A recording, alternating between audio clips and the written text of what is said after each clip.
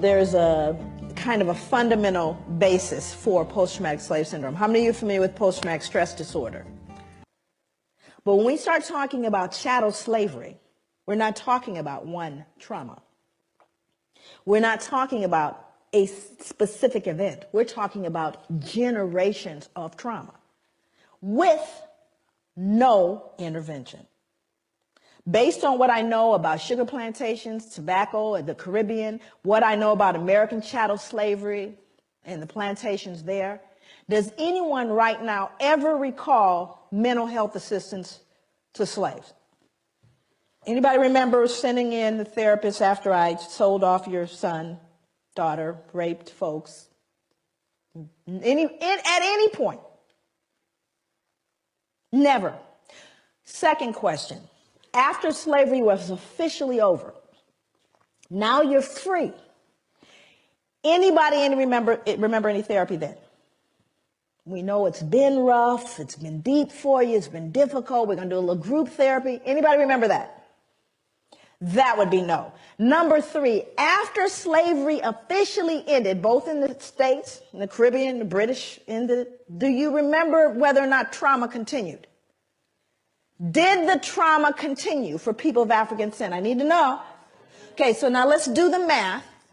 Hundreds of years of trauma, no treatment. Freed, more trauma, no treatment. What do you do the math? Do you think there may be residual impacts of that trauma? Of course there is. It didn't end, friends, and it hasn't ended yet. So I think on one point, African people and people of African descent are extremely resilient. Matter of fact, I think we're a miracle. Far be it for us to pathologize or to look and cast this idea of weak and sick people. Oh, on the contrary, I'm profoundly resilient because we've done everything we've done thus far with no help, with not even the ability to have this discussion. As though it were possible, we escaped injury in all those hundreds of years and the years that follow. So this kind of journey I'm going to take you on is going to be one that really gives a perspective on what this trauma was, what it looks like, and clinically, what is post-traumatic stress disorder? What does it look like? Now, let me give you a little snapshot. We'll get into it in more depth a little later. But post-traumatic stress disorder, if in fact you are diagnosed with that, again, remember, direct or indirect trauma, here are some of the symptoms. A feeling of foreshortened future. Now, what does that mean? A feeling, well, you're not going to live long. How many of you are running into young people that don't believe they're going to make it past their 20s? Feeling of foreshortened future. Exaggerated startle response. Outbursts of anger. Difficulty falling or staying asleep. Hypervigilance. Right? These are symptoms of post-traumatic stress disorder. This is like DSM stuff, Diagnostic Statistical Manual Mental Disorders. It's in there. And there's a whole listing of all these symptoms. Now, I want to roll it back so you can understand what the transmission theory is, because I'm going to talk about transmission. So how does a person that's been traumatized by post-traumatic, literally has a diagnosis of post-traumatic stress disorder, and can we, if we are logical and we are reasonable people, assume that a fair number of Africans had to have had post-traumatic stress disorder? You think? I'm not talking about us, I'm talking about them. Untreated, though, right? Okay, so now let's do the math. Mom, who saw dad sold or sister raped, has post-traumatic stress disorder. Still mom, though, right? Only mom now has outbursts of anger, feeling of foreshortened future, difficulty falling or staying asleep, hypervigilance. That would be mom. Now, Johnny or Mary or Shaquisha did not have the original trauma. But what are they learning? This is called social learning theory. What am I normalizing? Exaggerated startle response, outbursts of anger. Are you following me? So I didn't have to be traumatized. Now, the other thing is, do you think Johnny and Mary got traumatized too? Do you see? So what happens in your environment, you learn from the significant others in your environment. And if they're broken, guess what you're going to be? You're learning from broken people. And you're normalizing that behavior. And then it becomes, years later, 2008, that's their culture. Studying history in American schools, we learn about the excesses of the Roman Empire, the viciousness of Stalin's Soviet Union, and the brutality of the Nazis. We learn about the barbarity of the Mongols and the cruelty of the Huns. You can easily add to this list the Japanese during World War II and the Viet Cong and the Hutu nation. Currently, we have Milosevic's Serbia, Hussein's Iraq, the Taliban, and Osama bin Laden, to name but a few. Certainly, all of those listed above are responsible for their fair share of atrocities. But missing from this list is one society that is responsible for some of the most gruesome crimes against humanity in history, the United States of America. While the powers that be in America are happy to talk about others' crimes, they seem to be reluctant to truly confront their own. With respect to the genocide of the Native Americans and the enslavement and later oppression of those of African descent, the history we in this land learn has been greatly sanitized.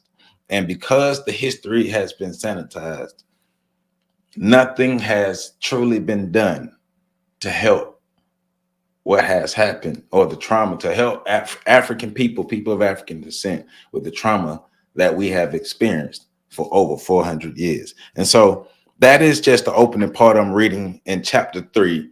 And the title of chapter 3 is Crimes Against Humanity. And this is my reading and reviewing of Post-Traumatic Slave Syndrome by Dr. Joy Degruy. Happy Wednesday. Welcome back to On the Shoulders of Giants. So I'm just going to jump right in because we're getting into it and we got a lot to get into. So chapter 3, Crimes Against Humanity, she's basically getting into what actually happened to us, what caused the post-traumatic slave syndrome. Because the next chapter we're going to get into more, we're going to get deeper into post-traumatic slave syndrome. But right now, we're dealing with what happened to Black people, the trauma that we experienced. So this may be a tough one because we're really going over the events that actually happened to Black people that caused us to have this trauma. So just giving you a fair warning, this may not be an easy video for some of you, but the truth has to be told, and we have to truly understand what has happened to us. So chapter 3 starts on page 68. My reading started on page 71, Unsanitizing American History. And I'm picking back up on page 73, the Ma'afa. The transatlantic slave trade, referred to as the Middle Passage, marks a period of human trauma rarely equaled. The Middle Passage describes one leg of the triangular route of trade that brought captured African men, women, and children to the Americas and enslaved them. Millions were forced onto cargo ships bound for unknown lands that included Brazil, the West Indies, Europe, and the United States, among others. Those people were loaded onto ships and cramped together with sometimes less than 18 inches between them. Here, they would dwell for many weeks to several months in the bowels of the ship. They were deprived of any human comfort and shared in a collective misery. This disgusting place was where they slept, wept, ate, defecated, urinated, menstruated, vomited, gave birth, and died. It has been estimated that the millions of Africans that died en route exceeded the number of those killed in the Jewish Holocaust of the 1930s and the 40s. Yet few of us are even aware that this part of African history exists. The first African slaves were captured and brought to Portugal in 1444. The first slaves were brought to North America in 1619, almost 400 years ago. Although slavery has long been a part of human history, American chattel slavery represents a case of human trauma incomparable in scope, duration, and consequence to any other incidents in human enslavement. The fact that the delegation from the United States walked out of the United Nations World Conference Against Racism in August of 2001, a conference that declared American chattel slavery as a crime against humanity, only served to highlight America's refusal to acknowledge this period in her own past. This transatlantic exploitation is now being referred to as the Black Holocaust or the Ma'afa, which is a Swahili word meaning disaster, calamity, or catastrophe. Up until recently, American historians have been unwilling to confront the realities of this great suffering as evidenced by the usual absence of those events from our public school curricula and textbooks. So the Ma'afa, the Middle Passage, was a horrible time in human history. And I'm including this with unsanitizing human history because we were not taught about what truly happened to us for a reason. And we have to understand that because we keep asking, why don't they teach our history? Why don't they teach the true history in the schools? It's a part of how you maintain power. You don't empower the people that you want to oppress. You don't empower them. So you teach them what you want them to know so they can remain slaves and or become better niggas, right? So we did not learn about the actual horrors of the Ma'afa, the true horrors of the Ma'afa, or even overall the true horrors that African people, our ancestors, endured during slavery on the continent, during the Middle Passage, and when they landed in the various places throughout the world. We were taught a sanitized version of history. We were taught a sanitized version of slavery. Extra sanitized versions of slavery are being taught today. So that is adding to the trauma not being addressed and the trauma not being healed, which in my opinion goes further into how you make a nigga. Because I'm saying it like that for a reason, for us to stop expecting the powers that be to empower us, because if they empower us, they will no longer be the powers that be, and they want to maintain their position. They didn't work all these hundreds of years to get to this point to just give it away because we want them to give it away. So we have to be realistic about it. So we were not taught about what truly happened to us for a reason. That is why we teach ourselves. That's why we read these books. That's why we find the information ourselves. From my research, we have historians that go back to the early 1800s that have given us a lot of good information about our past. But it's just up to us to use this information now to empower ourselves and to learn from our past so we can create the proper plans to move forward and to help ourselves. But we have to know exactly what happened to us so we can know exactly how to heal ourselves. So picking back up on page 74, and a part of the first paragraph. The subject of how many Africans were transported to the Americas along the Middle Passage has been a continuous issue for many scholars. In his 1969 study, The Transatlantic Slave Trade, a census, Philip Curtin placed the number of blacks transported across the ocean at 8 million. Most studies since then have increased this estimate. For example, Hugh Thomas's 1997 work, The Slave Trade, The Story of the Atlantic Slave Trade, 1440 to 1870, puts the number of Africans that arrived in the Americas at approximately 11 million. More recent studies that have used documented evidence, such as ship manifests as their basis, have placed their estimates between 10 and 15 million. So what we do know is a great number of African people were transported out of the continent and spread throughout the world. And I think we're going to read this, but a lot of people don't know. It is believed that if 15 million were transported, 10 million may have died in the process. So understanding the trauma, but also understanding that Middle Passage, the Ma'afa, being in the bowels of the ships with only 18 inches apart from you. That's why I read that part, so we can get the image in our head. With only 18 inches apart from each other, you're laying there chained down, and You're not only lying in your excrements, but you're lying in the excrements of those around you. Those are not the human beings should not be in those conditions. Being in those conditions increases your chances of dying, of becoming sick, of becoming weak. So that wasn't even the initial trauma. The initial trauma was being kidnapped. For some people, the initial trauma probably was losing the war and being sold into and becoming prisoners of war, and then being sold into that, and then going through that. It's certain, like that. It was levels on levels of trauma that our ancestors that they experienced, but it didn't stop there. It didn't stop there. So once again, and this is page 75, Life and Bondage, the second paragraph. Once again, let me be perfectly clear about this. Slavery, by its very nature, is abusive and abhorrent to the human spirit. It was no accident that the state of New Hampshire adopted the motto, live free or die. Freedom means that much to us all. It is detestable that constitutions were written and laws were enacted to develop and maintain the institution of slavery. Slaves had not been the simplest of human rights. Slaves had not even the simplest of human rights. They were chattel defined as movable items of personal property, and as chattel, slave owners were free to do with them as they pleased.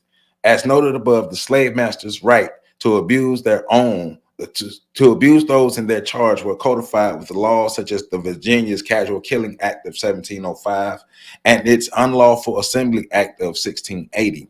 Which, among other things, made it legal to kill a slave who raises a hand against any Christian. It was in the laws. So now we're talking systematic racism, systematic oppression. It's codified.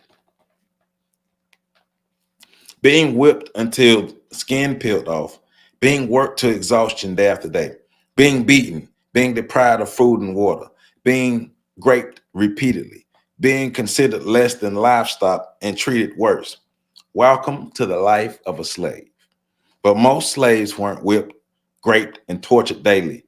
Most days were relatively uneventful. I've heard people argue. Yes, I'm sure that was often the case. So tell me, how many times does a person have to be brutalized to be traumatized? So stop with the dumbass questions. And you got to think about it.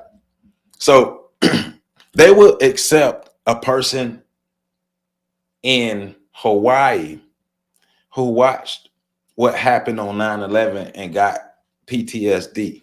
They will accept that, but they will tell Black people who are descendants of over 400 years of trauma that, hey, well, it wasn't that. I mean, it didn't happen like that. They wasn't beating every day, so you shouldn't have no trauma. They really weren't traumatized like that. See, the cognitive dissonance comes in. They can make excuses for theirs, but they don't understand ours. It's all bull, but that's the trick of the trade. So, what's the number of grapes an average woman must endure before we can assume that she is impacted? And so far, we have only considered physical assaults. Every day of a slave's life was an assault on their dignity, their humanity, their soul. The simple act of calling another man master is degrading and demeaning. How much more so saying it to someone for whom you have only hatred and loathing? And so remember, women were not the only ones who were raped. Young boys and men were raped as well. Young boys were victims of a lot of SA, and remember the butt breaking that happened to the large men to make a point. So that was life in bondage. Now we're getting to talk about the subject of grape and how grape was used as a tool to reinforce dominance and oppression by the slave masters, not just for sexual enjoyment. So I'm reading an excerpt from Dorothy Roberts in her book, Killing the Black Body. And so Dorothy Roberts in her book, Killing the Black Body, writes, the fact that white men could profit from graping their female slaves does not mean that their motives was economic. The grape of a slave woman by their masters was primarily a weapon of terror that reinforced whites' domination over their human property. Grape was an act of physical violence destined to stifle the black woman's will to resist and to remind them of their servitude status. So grape, once again, grape as a tool, grape being used as a tool to reinforce dominance, not just for sexual pleasure. What must it have been like? Imagine that there's a slave mother with young children, among them a daughter about 10 to 12 years old. Like any good mother, she would want to protect her children from harm. Because she is a slave, her children are also slaves, and she must come to grips with the fact that she is incapable of defending them against assaults from masters and overseers. The slave mother knows there will be a day when white men will demand to have access to her daughter, and that these men or boys will use her fragile young body to satisfy their sexual cravings. That day may mark the initiation into manhood for the slave's master's son, or perhaps that day she will be offered as an evening gift for a white man's visitors. The mother no doubt anguishes over this fact, but still she hopes to lessen the tragic event by at least acquainting her innocent child with the particulars of being raped. She tries to help her little girl understand what will happen and why it is happening at all. She endeavors to explain how it would feel, how her vagina would tear, burn, and bleed. She attempts to tell her how to best be prepared to survive the ordeal. Tells her to lie still, to not resist, and try to bear the pain. But there are limits to what she can tell her child to better prepare her. She cannot tell her how often they will come, how long they will last, or how many there will be. This mother cannot protect her, nor can the father who looks on powerless, defeated, and emasculated. The business of graping slaves may conjure up pictures of cruel and lascivious rednecks, cross-bearing races, fully draped in Klansmen's garb. The truth is, those who participated in these gracious acts were most often men and women of stature and prominence, like the famous actor James Marion Sims, the founder of modern gynecology, who was a sick person. And one of the things that I learned is a slave woman would be a white man's toy. And after a series of SAs that happened, trauma to her vagina, it would be tore. The vagina would be tore. The vagina would be damaged. So it would be damaged to the point to where urine and feces, urine and bile could leak into the vagina because of the trauma and the everything that had happened to it.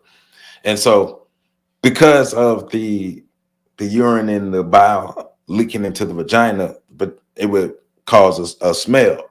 And she wouldn't turn the white man on anymore. So she would be sold, and she would be thought of as not able to perform her duties. But she could still work in the fields. She could still do everything else, but she couldn't perform her duties, and she would be sold under the pretense of she couldn't perform her duties. But it wasn't that she couldn't perform laborer's duties as far as out in the field and picking stuff. She couldn't perform the labor of pleasing the master anymore because he damaged her and sold her away as if she just damaged herself. That's some of the trauma that the women dealt with. And that trauma was never healed. Remember that. So we today still dealing with versions of that trauma that was never healed. So James Marion Sims, one of the sickest fucks ever in the history of mankind. And yes, I said it, and I stand on that. One of the sickest fucks ever, right? J. Marion Sims was a physician in the mid-1800s who was credited with the creation of the first vaginal speculum. Sims built a makeshift hospital in his backyard where he conducted surgical experiments on countless unanesthetized African slave women. Sims reasoned that slave women were able to bear great pain because their race made them more durable, and thus they were well suited for painful medical experimentation. Terry Capsulis, in her book Public Privates, Performing Gynecology from Both Ends of the Speculum, discussed the prevailing view of Black women among many Southern physicians.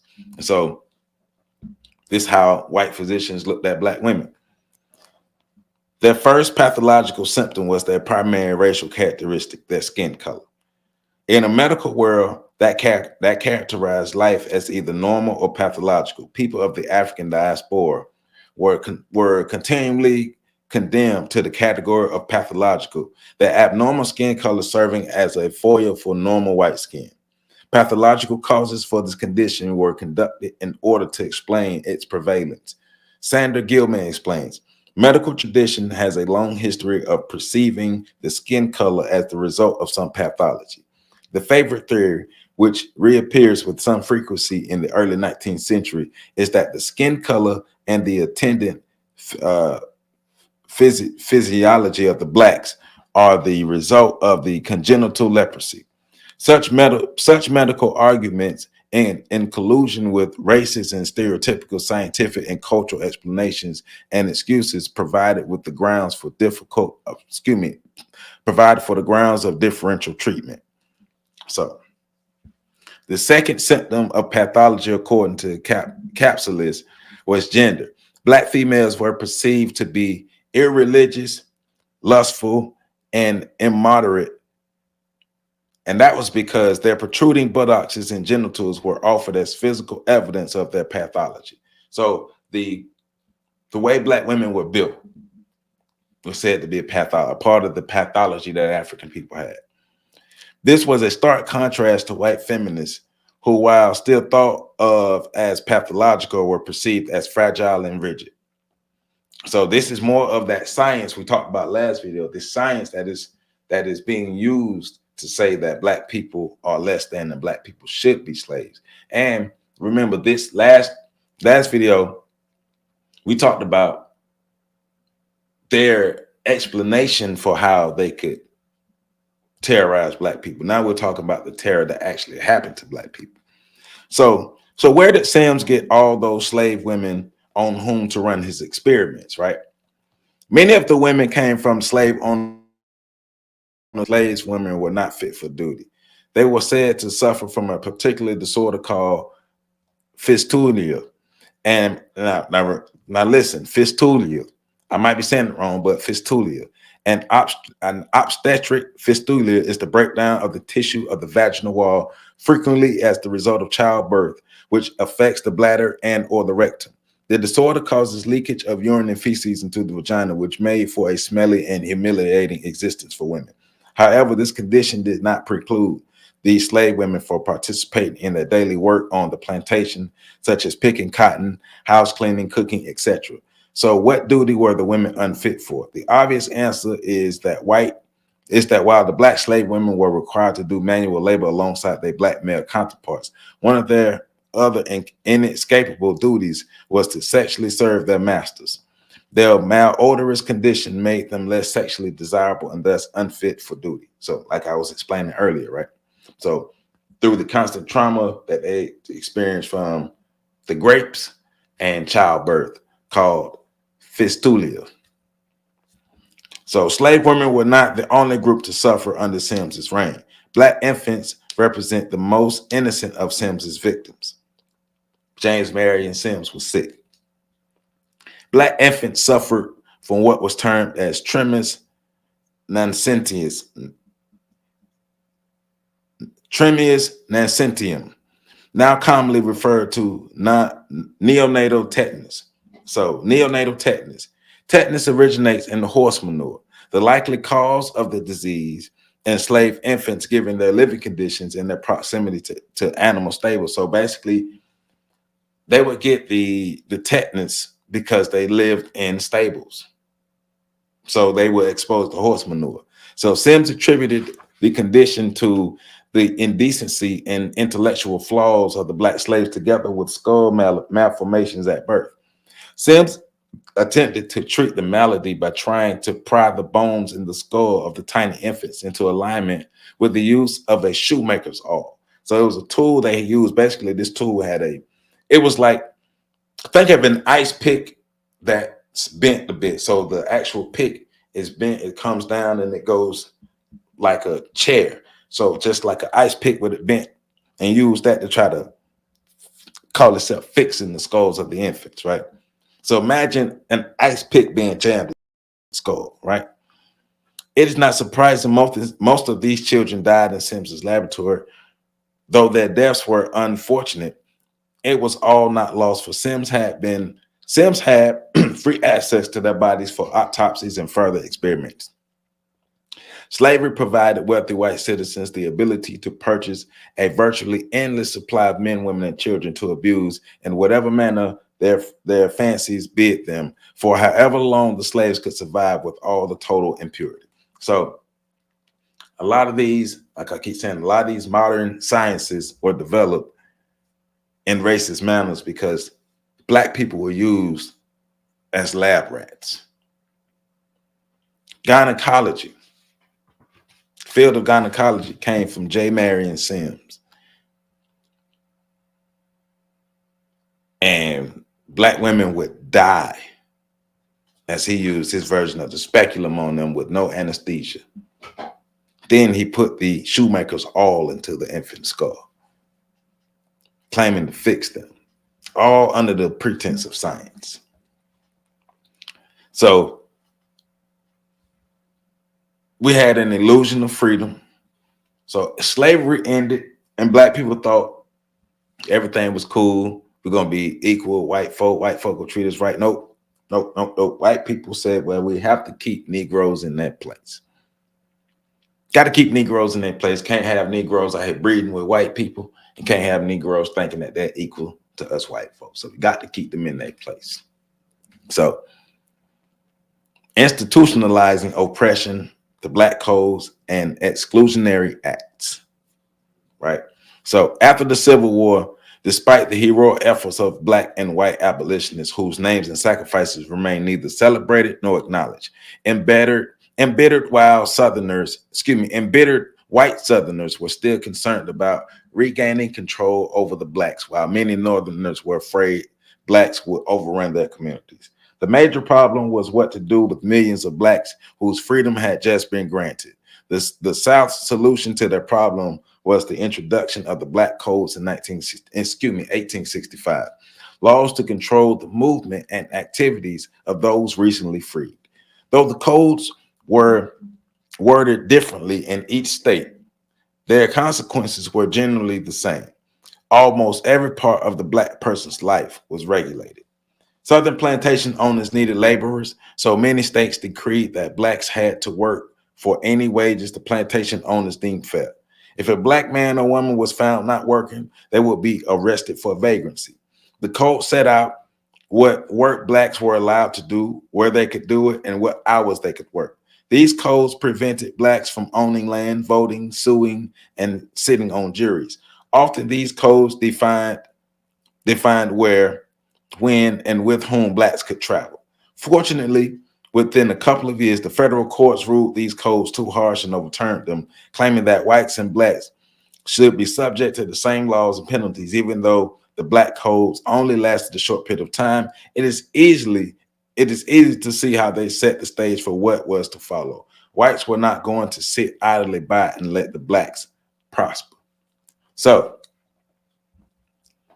why did the whites not want the blacks to prosper? Because the whites wanted to maintain control and power. So you institute more laws to keep the free Negroes in check. We had laws to keep the enslaved Negroes in check. Now we got to have laws to keep the free Negroes in check. Can't have nobody challenging the throne. If you're challenging the throne, then you got to come with it, because they will do any and everything, freedom by any means, or the maintenance of white power by any means. When you hear them saying, when you hear these, We hear these white supremacists talking about freedom by any means. You got to understand they really mean the maintenance of white supremacy. The maintenance of white supremacy by any means. Make America great again. Make white supremacy stronger. So now we're getting into sharecropping or re-enslavement of black people so sharecropping from 1866 to 1955, right? So after the war, the federal government was called upon by Northerners to confiscate the lands of plantation owners who fought against the North, but redistributed among the ex-slaves. The government refused, leaving almost all of the freed blacks desperately poor. In order to feed themselves and their families, many of them agreed to return to work the land of their former masters in return for shares of the crop they raised. The remaining shares would be used to pay rent and buy supplies. Unfortunately, what frequently resulted was peonage, the unlawful pushing of blacks back into slavery through debt servitude. These families, having no money, would buy the feed, tool, mules, and supplies they needed from local merchants on credit. Some merchants would then charge exorbitantly high interest rates that made it impossible for the families to pay off.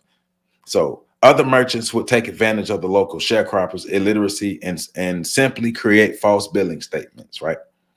Either way, at the end of the season, when the accounts were settled, the black family would inevitably find that they still owned money and would then be forced to remain on the farm to work in order to clear their debt. The following year, they needed to borrow money again for seed, livestock, and supplies. So every year, their debt would increase. Thus, in essence, the family was re-enslaved. Sometimes this went on for generations. Blacks who attempted to reject or escape such unfair treatment would be jailed, fined, which brings us to the convict leasing system, right? So it didn't stop. Sharecropping was a clever way of white people to continue slavery legally, right?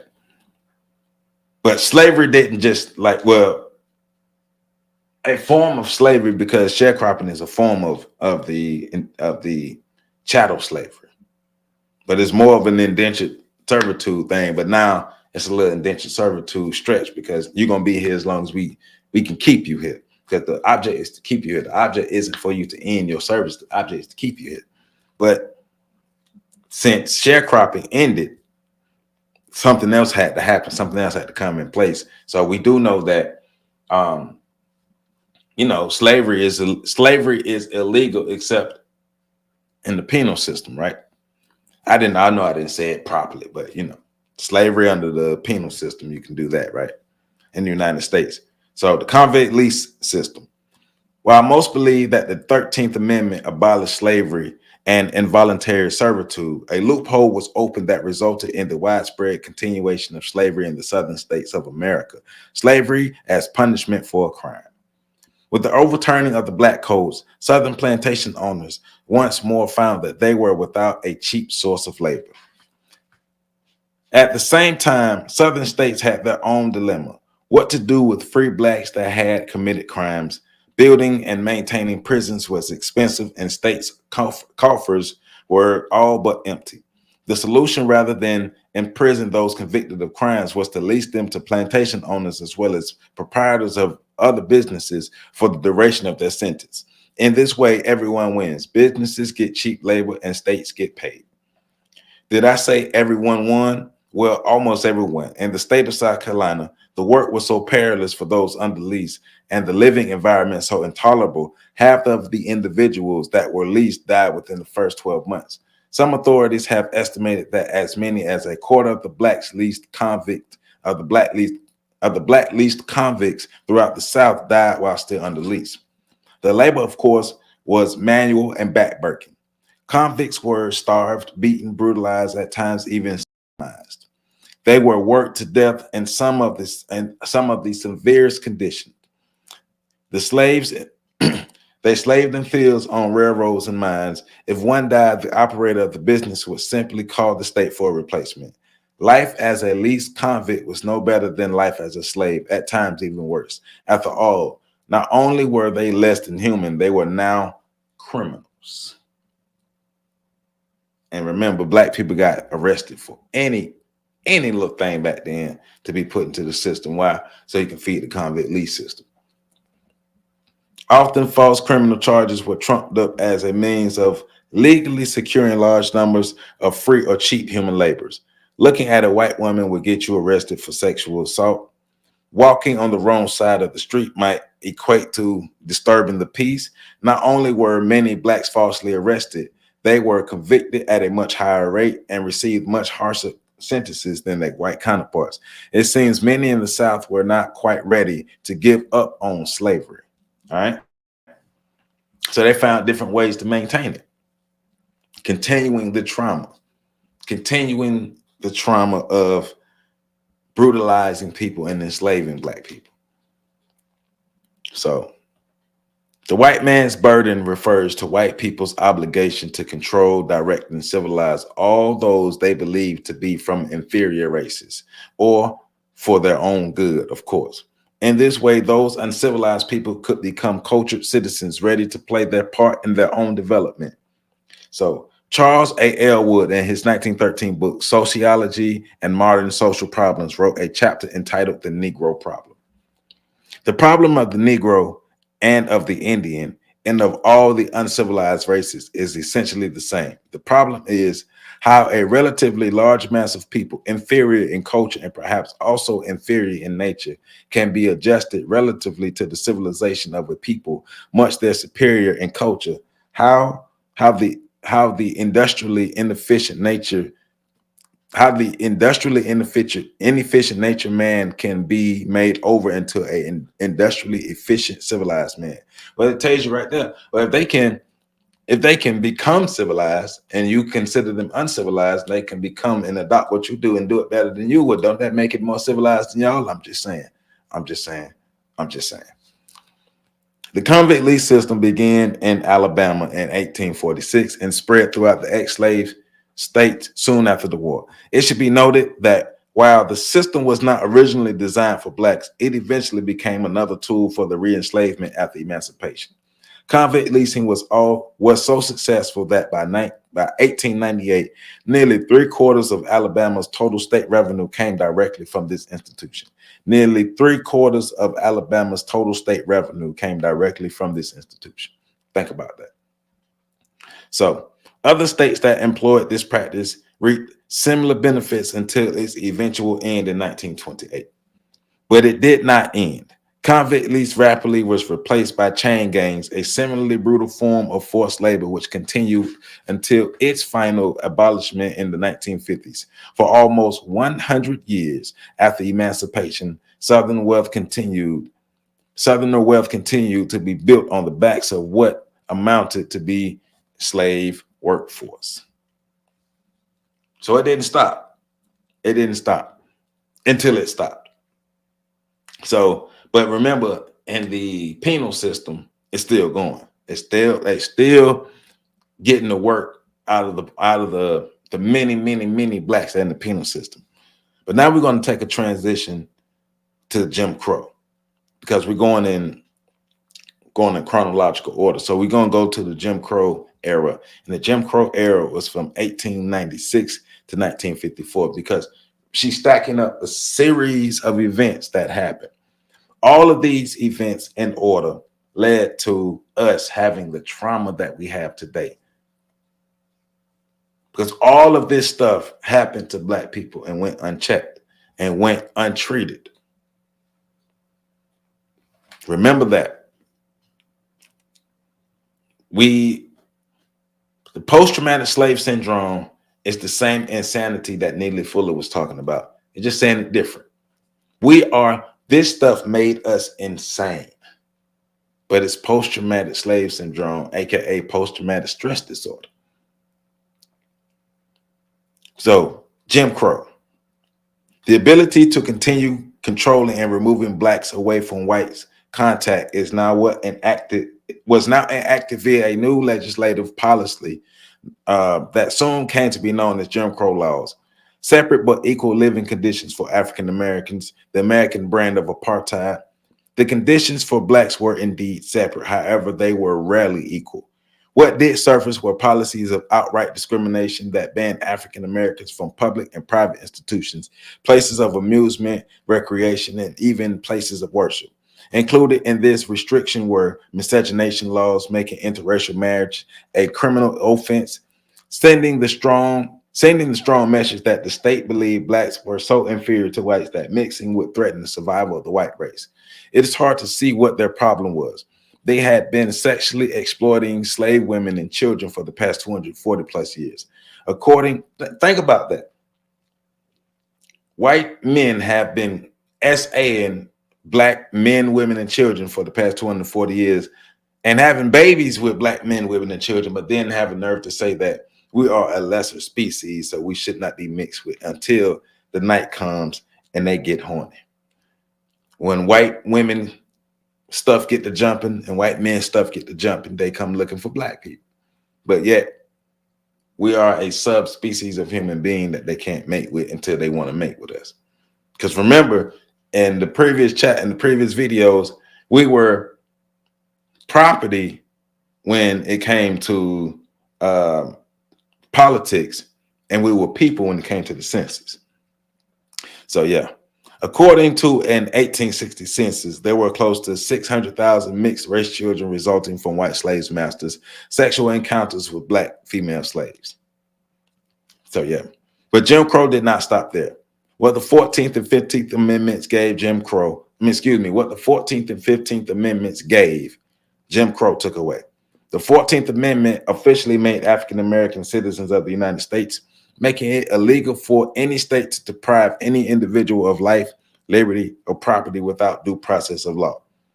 The 15th Amendment ensured that all blacks had the right to vote.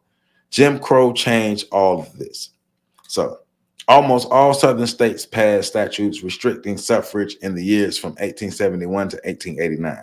Various registration laws, such as poll taxes, were established in Georgia in 1871 and 1877, in Virginia in 1877 and 1884, in Mississippi in 1876, in South Carolina in 1882, and in Florida in 1888. The effects were devastating. Over half the blacks who voted in Georgia and South Carolina and in 1880 vanished from the polls in 1888. The drop in Florida was 27%. In places like Alabama, for example, where blacks equal almost half of the population, no African Americans were sent to the legislature after 1876. So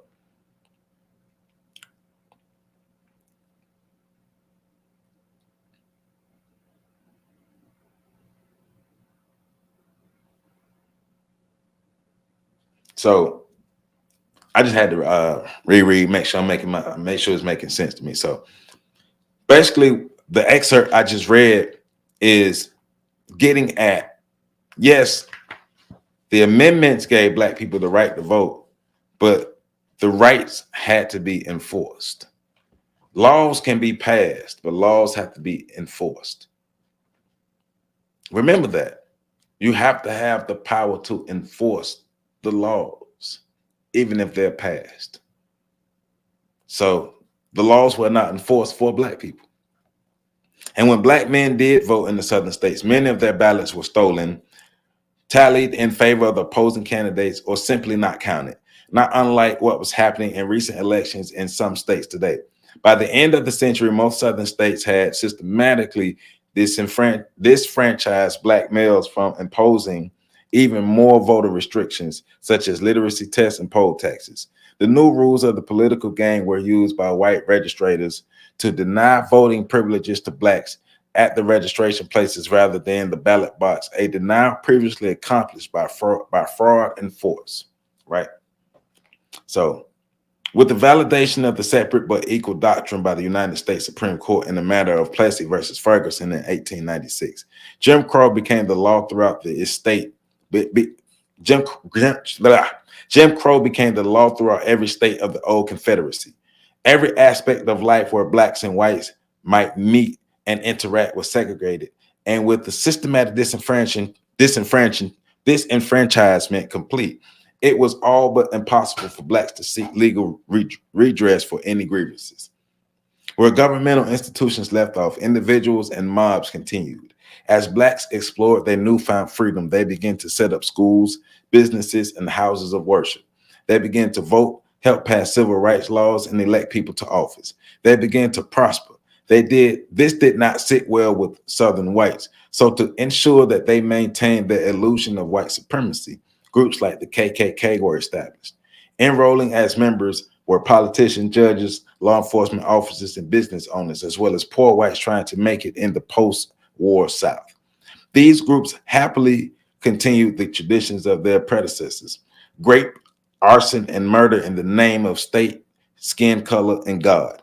If they could no longer legalize blacks into submission, they would terrorize them. All to maintain power. All to maintain power during the Jim Crow South. So no matter what laws were passed or what gains that were made, white people did what they needed to do to make sure that they kept the power that they needed. They spent too much time getting this power. They're going to work hard. So if we build it, we must protect it. If we build it, we must protect it, because they will be ready to defend their dominance. And we have to be ready to take it. So if you build it, you must protect it. So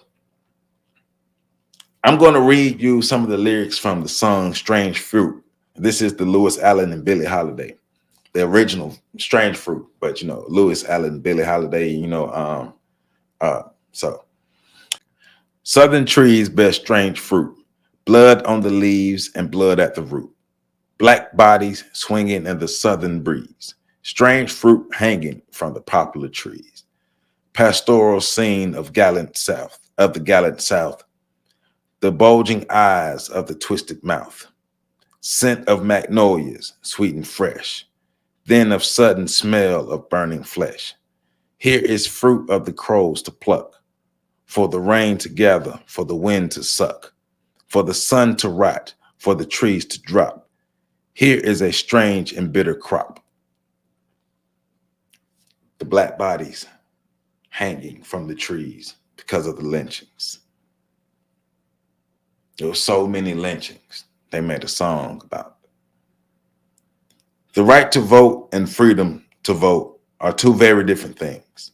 Immediately after blacks got the right to vote, Southerners started fearing their domination. Remember that. The right to vote and the freedom to vote are two very different things. You have to have power. We have to have power. During the last 10 years, this is an excerpt from an article by Ida B. Wells in the article in 1900, Lynch Law in America. So during the last 10 years, a new statute has been added to the unwritten laws. The statute proclaims that for certain crimes or alleged crimes, no Negro shall be allowed a trial, that no white man shall be compelled to charge an assault under oath or to submit to any such charge to the investigation of a court of law. The result is that many men have been put to death whose innocence was afterwards established. And today, under this reign of the unwritten law, no colored man, no matter what his reputation, is safe from lynching if a white woman, no matter what her standing or motive, cries to charge him with insult or assault. This was the repeated theme that found its way into the mass media with the airing of D.W. Griffith's film, Birth of a Nation, which showed a white man in blackface attacking a white woman who throws herself off a cliff in order to avoid being raped. The black character was calculatingly depicted as an evil villain. This contributed to the belief of many of this country that whites living in the areas with substantial black populations lived in grave danger on a daily basis, as if they were surrounded by wild animals, because the idea was black men were aggressive SAers and grapers. And when they did that, that was an excuse for whites to destroy black people. But it was used all willy-nilly whenever. So a white woman said, oh, black man did this. No questions asked. Let's go get them and hang them. Repeatedly in a nation of laws that presumes every man innocent until he's proven guilty, white criminals blackened their faces and felt they could freely commit any crime so long as they were able to throw suspicion on the black person. So this is Ida B. Wells. I'm about to read Ida B. Wells describing lynchings, right? The world looks on and says, it is well. Not only are 200 men and women put to death annually on the average in this country by mobs, but these lives are taken with the greatest publicity. In many instances, the leading citizens aid and abet in their presence, which they do not participate, and the leading journalists inflame the public mind to the lynching point with scarehead articles and offers of rewards. Whenever a burning is advertised to take place, the railroads run excursions, photographs are taken, and the same jubilee is indulged in that characterized the public hangings of 100 years ago. There is, however, the difference in these old days. The multitude that stood by was permitted only to guide or jeer. The 19th century lynching mob cuts off ears, toes, and fingers, strips of flesh, and distributes portions of their body as souvenirs among the crowd. If the leaders of the mob are so-minded, coal oil is poured over the body and the victim is then roasted to death.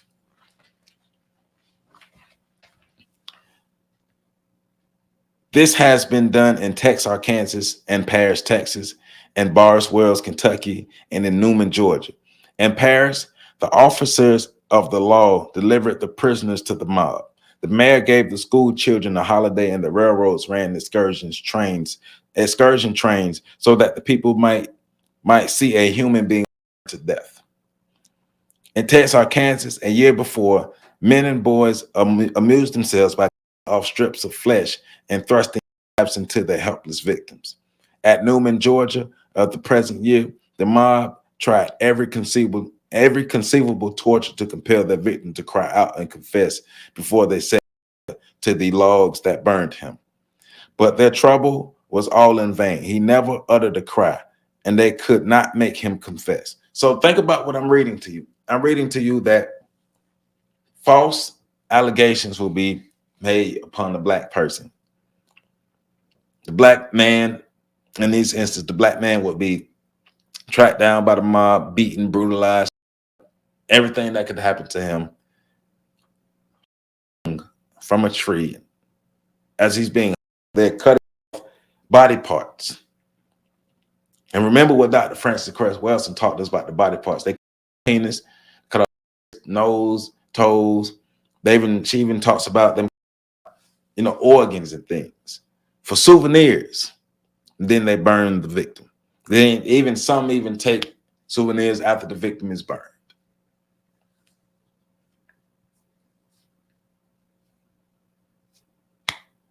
And they wonder why we are the way we are. They wonder why we're insane.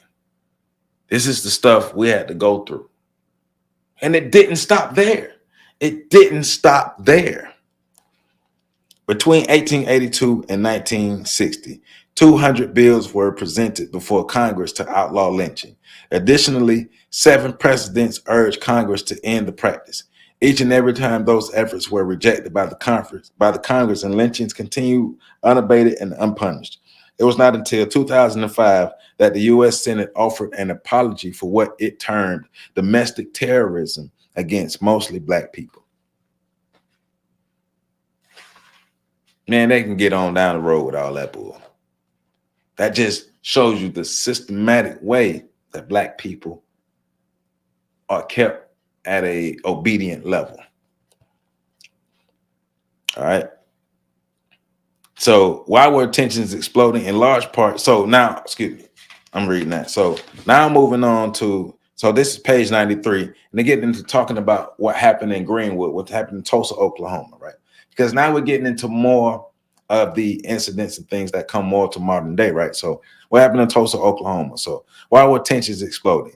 In large part because in the face of more than 300 years of bondage, segregation, and oppression, African Americans were organizing, building healthy and economically self-sustaining communities. For a multitude of reasons, white society could not sit casually by and watch it flourish. So in one of the most successful black communities seen in America up until that time, it seemed like something had to give. So basically, we know the story of what happened in Tulsa, Oklahoma, and Greenwood. False allegation of rape by a white woman, what led to a mob showing up, and black people showed up to defend, and it set it off, and basically Tulsa was burnt to the ground. It was rebuilt, but that was one of the worst things that happened. No bombs. It was the first time bombs were dropped on American people by the Americans. So go from Tulsa to Tuskegee.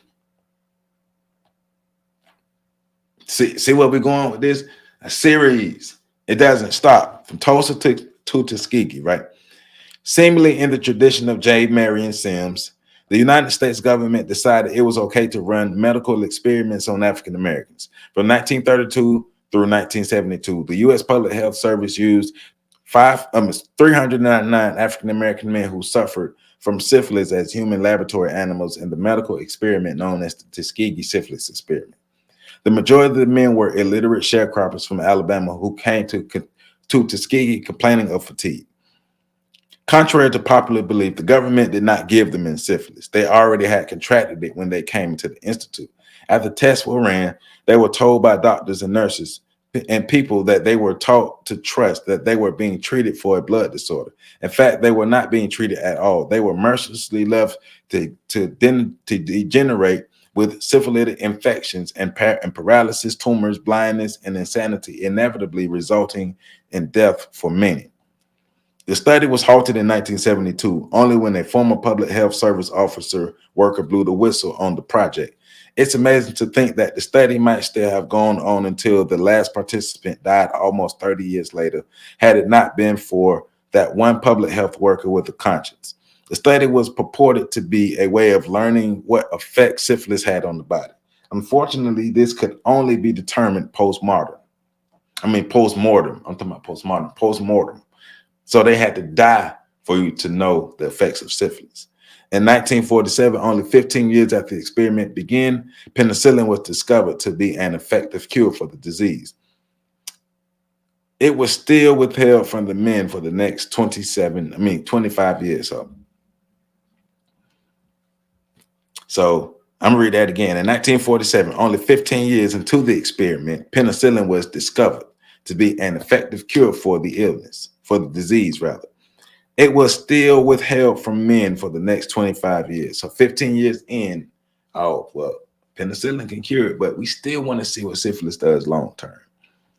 So we're not going to treat these men. We're going to let them suffer and them go out and infect more black people. Lynchings, burning homes and businesses, medical experimentation. Imagine if the atrocities described above happened to your husband, wife, child, parent, sister, or brother. Perhaps your best friend. How would you handle it? It has been estimated that between 1866 and 1955, more than 10,000 African-American men, women, and children had been lynched.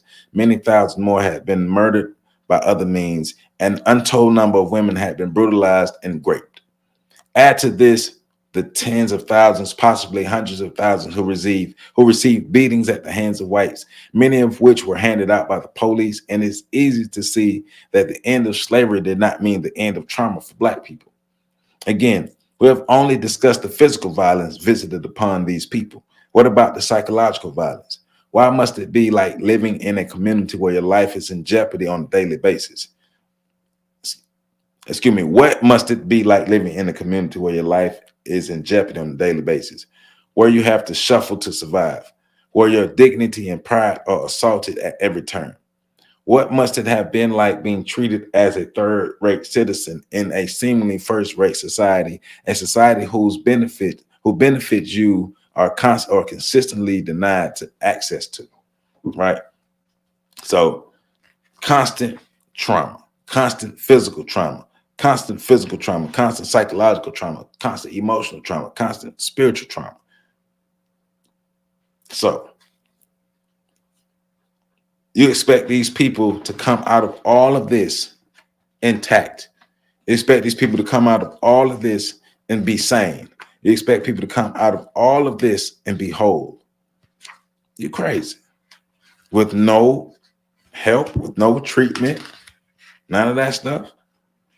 So black people just supposed to be okay.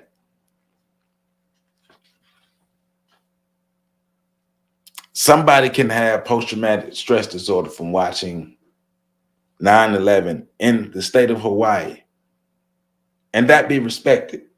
But all these 400 plus years of trauma and continued trauma that we experience, we expect it to get over and be okay. But remember, they are saying that so they can maintain their power. We must make sure we take care of ourselves. So the whole goal is, we're not learning this to try to force white people to be better white people. No, we're learning this so we can improve ourselves and heal ourselves and become better black people. So civil rights and gaining equality. But wasn't the Civil Rights Act of 1964 supposed to make things right?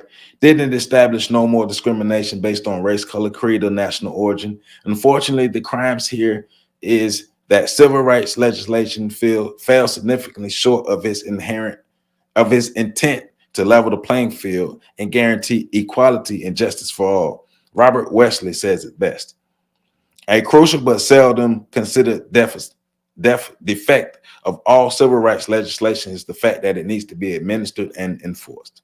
Many blacks and whites too appear to be under some delusion that once Congress passes civil rights legislations, blacks are protected from discrimination and white racism.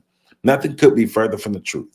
As the history of black Reconstruction clearly shows, every measure passed by Congress during Reconstruction for the social and political equality of blacks, with the possible exception of the 13th Amendment, was subverted or made null and void before the turn of the century. All right. Andrew Hacker, in his book, Two Nations, Black and White Separate, Hostile, Unequal, and Assesses the Social Condition of America, identifying the entrenched separatism that is more often the rule than the exception. So Andrew Hacker says, Black Americans are Americans, yet they still subsist as aliens in the only land they know. Blacks must endure a segregation that is far from freely chosen. So Americans may be seen as two separate nations. Of course, there are places where the races mingle, yet in most significant respects, the separatism is pervasive and penetrating. As a social and human division, it surpasses all others, even gender, in intensity and subordination. Hackett argues that whites who embrace America as a nation fail to feel in any way responsible for this condition. They deem themselves to be above oppressing or holding down their fellow black citizens. On the contrary, they believe that blacks have oftentimes been given unfair advantages. They are oblivious to any privileges their being born white has given them. Hacker identifies the deep-seated and often unconscious nature of racism that is embedded in the psyche of Americans, which reflects itself in beliefs of superiority and inferiority today. America is inherently a white country in character, in structure, in culture. Needless to say, Black Americans create lives of their own. Yet as people, they face boundaries and constrictions set by the white majority. We have to understand that and be real with ourselves. America was not created for us. America was not set up for us. America was never created for us to be free citizens and be able to be out like we are now. So the white people who continuously practice white supremacy are going to do everything in their power to make sure that we understand our place, that we know our place and we stay in our place and we don't become uppity Negroes. That's why in the past they were like, you Negroes don't know your place. They see themselves as superior people to us. We were never meant to be free. We were always meant to be laborers. And now we're free. They have to make sure they do something with us. Benefit off of us, continue to benefit off of us. But we can't get too comfortable and too uppity and think that we actually have a place in this nation. outside of being laborers and second, third, or fourth class citizens now. Now, we don't have to think like that. We don't have to accept that. We don't have to accept being laborers as second, third, fourth class citizens. But we have to have the power to defend ourselves. You get what I'm saying? You get what I'm saying? We have to have the power to defend ourselves. Again, I ask, how many times does a person have to see and hear about others like him or himself being physically and psychologically brutalized to be impacted? In my son's case, it appears the answer was once.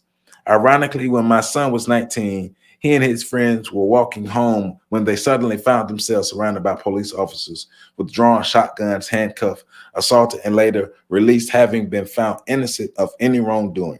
His fear at 7 was realized 12 years later. So she talked about her son who, from the age of 7, had feared the police because of everything that happened in the environment that they were in. And at the age of 19, actually had an unfortunate encounter with the police with harassment, guns, and everything. And they wonder why the Black community has a bad relationship with the police. Oftentimes it's funny because they try to make it seem like it's a two-way street. It's not a two-way street. Everything we do is a reaction to white supremacy. Everything that we're doing as far as our relationship with the police is a reaction to white supremacy. 180 years of the Middle Passage, 246 years of slavery, rape and abuse, 100 years of illusory freedom. Black codes, convict leasing, Jim Crow, all codified by our national institutions, lynchings, medical experiments, redlining, disenfranchisement, grossly unequal treatment in almost every aspect of our society, brutality at the hands of those charged with protecting and serving, being undesirable strangers in the only land we know. During the 385 years since the first of our ancestors were brought here against their will, we have barely had time to catch our collective breath. That we are here to all be seen as a testament of our willpower, spiritual strength, and resilience. However, 385 years of physical, psychological, and spiritual torture have left their mark. And that explains why we have post-traumatic slave syndrome. That explains why we are insane. That explains why we behave the way we behave. So the key is to get to a point to where we can rectify that, fix that, and build up for ourselves. Not just learn what happened to us and why it happened, but learn how to fix what happened to us and why it happened and gain real power to become a true nation of people. We can do it. We can do it, but we have to shake off the nigga mindset. It was given to us for a reason. We have to wake up. Once we wake up, it's over. That's why they fight so hard for us to not wake up. That's why they fight so hard to keep us ignorant. Because if we ever wake up, if we ever shake off the niggatry, it's over. White supremacy falls. Because we will empower ourselves and African people around the globe. But let's get active. Let's do the everyday things that we need to do to better ourselves as Black people so we can become better. We need to be great Black individuals, great Black families, great Black communities, a great Black nation. We got what we need. So post-traumatic slave syndrome, that was chapter 3, crimes against humanity, from pages, hold up, time for a jack move. Hold up, pages, that's the last chapter, hold on. Pages 68 to 108, crimes against humanity, chapter 3, 68 to 108. So now, next video is post-traumatic slave syndrome. So she's explaining what post-traumatic slave syndrome is, Post-traumatic slave syndrome goes from pages